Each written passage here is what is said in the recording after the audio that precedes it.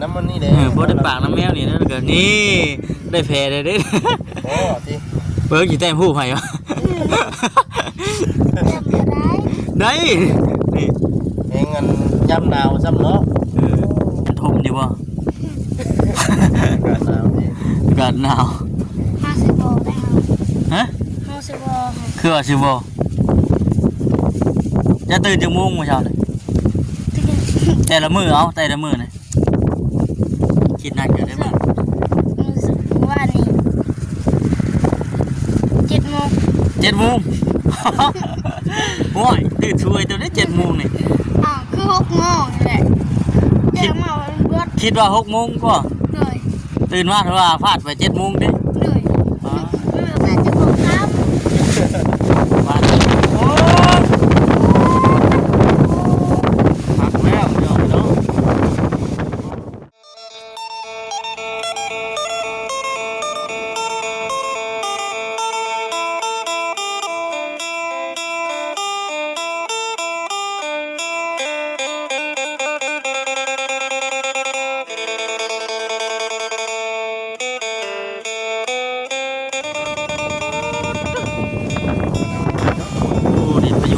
แล้ว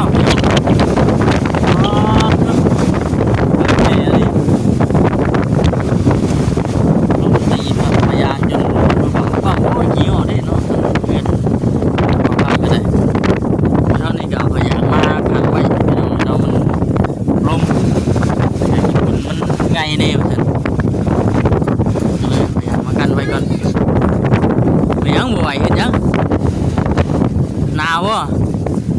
ไม่เยอะนะไม่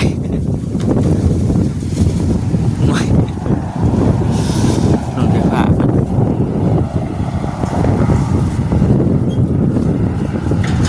เย็ดไปยังลอยไปยังมาแล้ว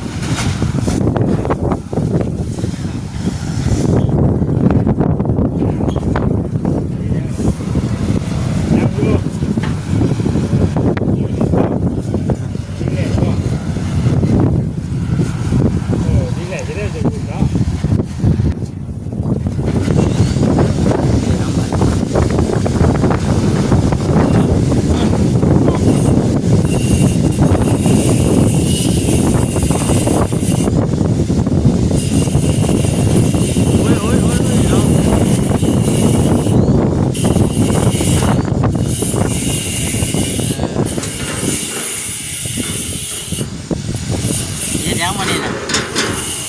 ฮะอันนี้อยู่เวียงนะฮะ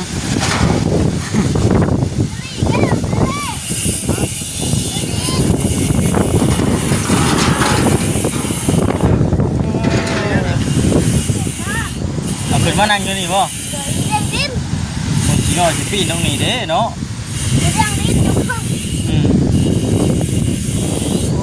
ลุงเองก็ดีพยาคือเจ้าคุณมาเลย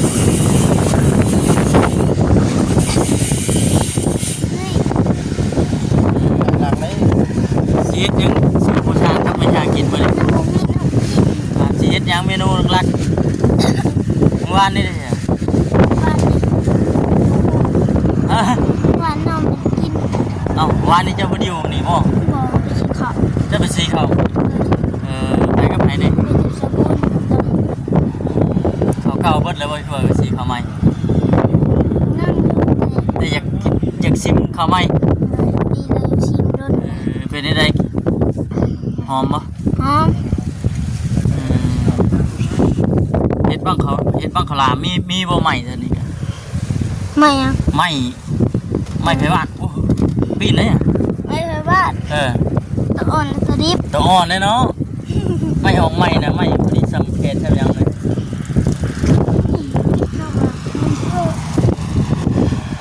เฮ็ดบ้างเขาลามโอ้ยเจ้าเคยกินอยู่บ่เคยเฮ็ดอยู่บ่เอาบอกให้เจ้าแล้วเฮ้ยมันมีให้มันทวีได้หามาตัดดอกไม้ให้บ้านลำมันอ่อนพอดีซ้ำแขนเลยมายัดข้าวไม้ลงไปวันนี้ขูดข้าวลงไปน้ำตาลกะทิโอ้ยลงไปเผาบ้านพิงเด็ด ไปน้ำพี่น้องพี่น้องมาหาน้องใส่ผ้าก็ได้มันหนาวเว้นยังเนาะฮะ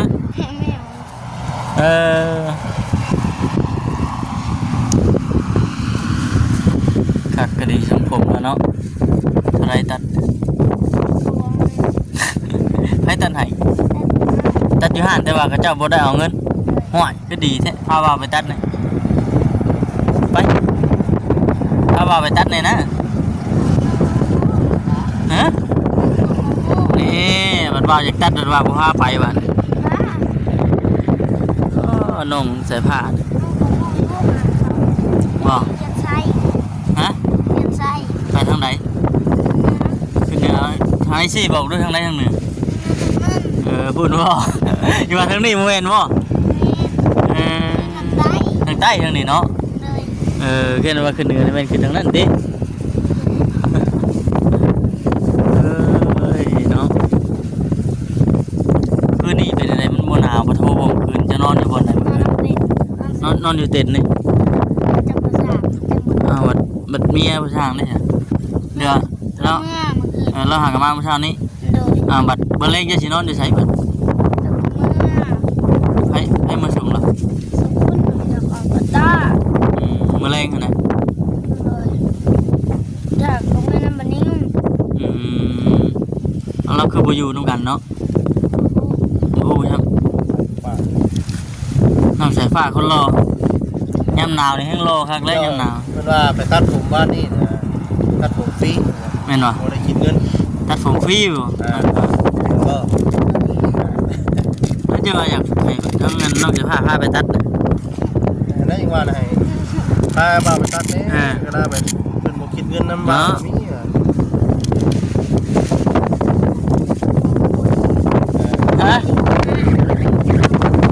เจ้าไป14เจ้ามาจักแหน่ ยันแม่นอยู่เด้เบิ่ง เนาะ FC เนาะสายผ้า เอ้ว่านี่คือเห็นน้ำก๊อกคือมากเด้อบ่กลัวน้ำก๊อกแบบไม่มาก มากแก้ม คือมาก แปดบ่ ทั่วบ่ อันนี้มาแปดบ่ เล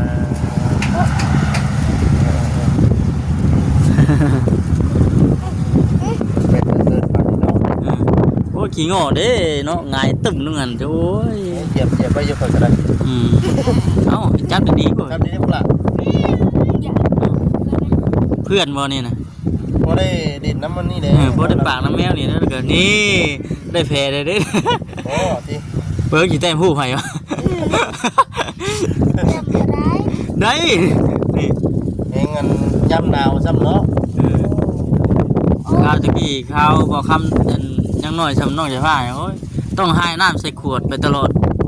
ยามหนาวเอาไอ้สีดใส่บนเลยมันเป็นลายแต่สีดลูกไปน้ำมันแห้งในสีดใส่ตลอด อยู่เองเนาะ โอ้ยอยากไปนะมันต่อเพื่อนขี้แห้งคักเลยนี่ปลายห้วยเลยกับขึ้นก็ขามนี่โอ้ย อันบอนช่วงนี้กับเจ้าดินบ้านะช่วงนี้เนาะ แม่นนั่นแหละ ใช่ว่าเจ้า สบู่นี่ได้ซื้อมาหาย ใช่ว่าจะ สบู่ซื้อมาหาย ซิมให้จ้าละบ่ เจ้าก็ยังลิ้นอยู่บ่เดี๋ยวนี้บ่น้องเด้อฮะคักบ่ขึ้นสูงอยู่ว่าวนะ หมอห้องนี่ เสื้อกันยาวจังบ่มีบ่ นี่จะเอาแหวน เสื้อบ่นู้มันหนาว หนุ่มยักษ์ ฮะ หมวกหนุ่ม มักน้อง แต่หนุ่มเสือขยาวมันฮะ นัด เป็นมัด หมดมัดว่าซั่น หนาวเนาะ โตกระดัง โยโย่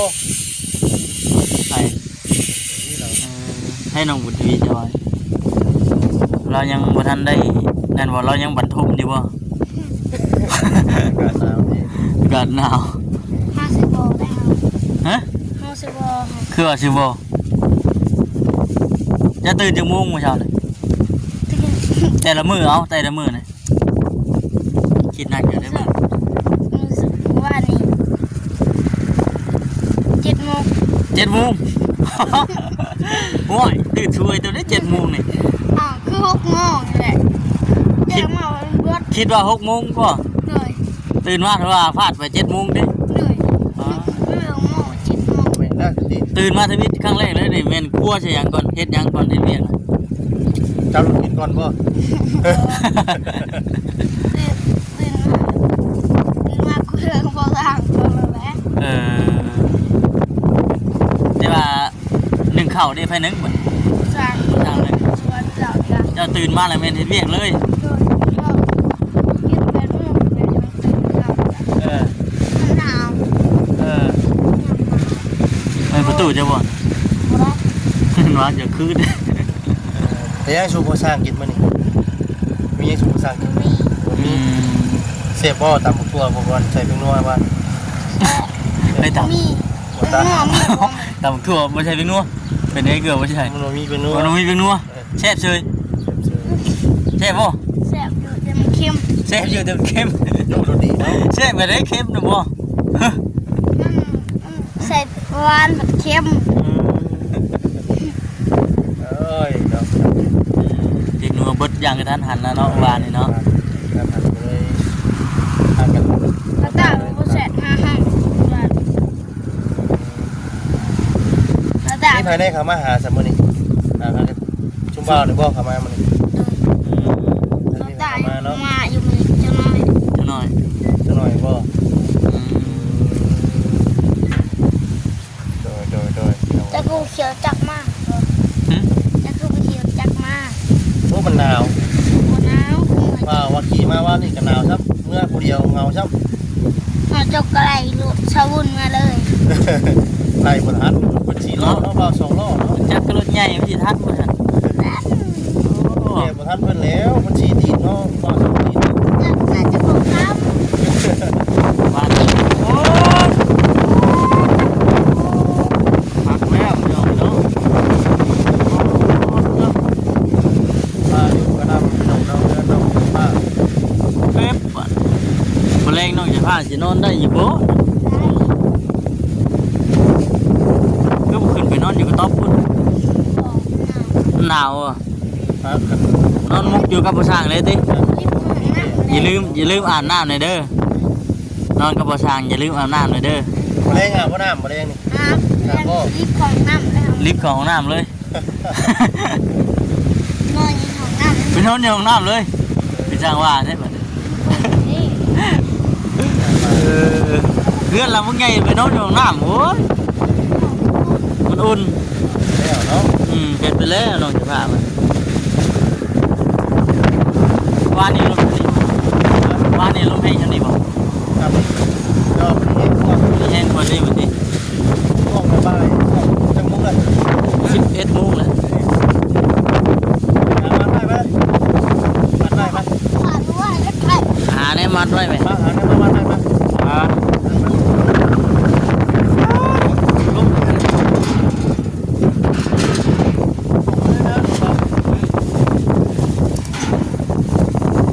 ต้องมีเสือกมัดไว้นี่เสือกฟางนี่บาสลี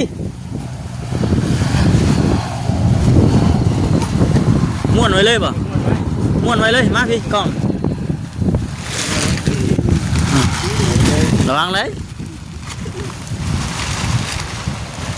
คนออกแล้วไหมลงมาละ ลงเลย ใช่โอ้ยอีกเวทเนาะโอ้โหบ้านขึ้น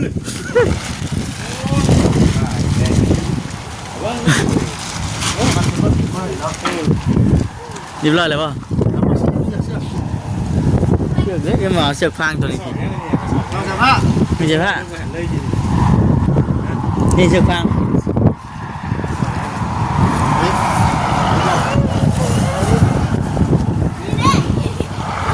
เงี้ยไง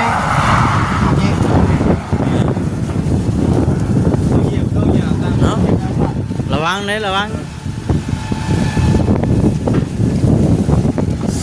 โอ้ยโอ้วันลุกโอ้เร็วขี้งอเด้ข่อยเพื่อนข่อย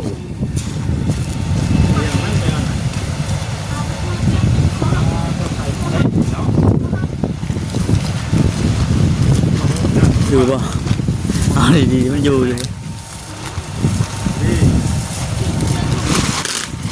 อึ๊บนี่เต็งใช้ก้อนหินนี่ก้อนหินนี่ทางดินบุนเต็งเชือกนี่ไว้นี่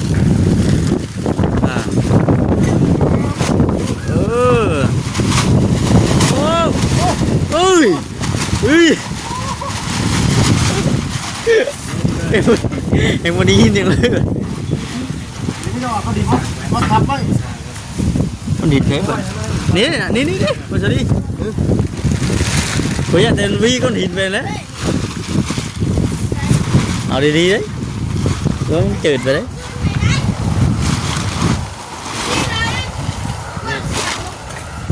nhịp chim chụp lờiบ่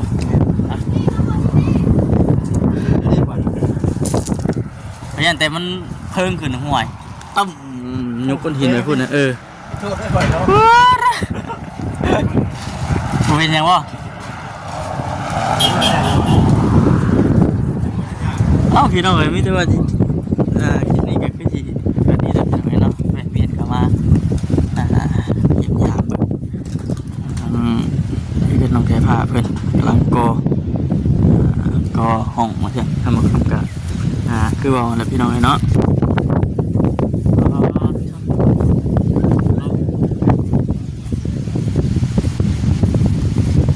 เมื่อเช้านี้ก็ตื่นแต่ดึกๆพี่น้องเอ้ยเนาะ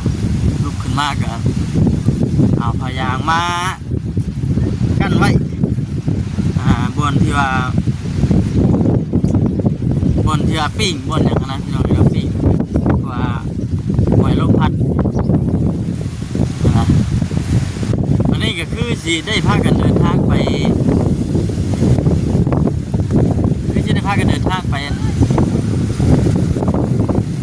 หาไม่ห้างลูกหาบทีนี้เห็นลอตเตอรี่ลมจะได้ยินเสียง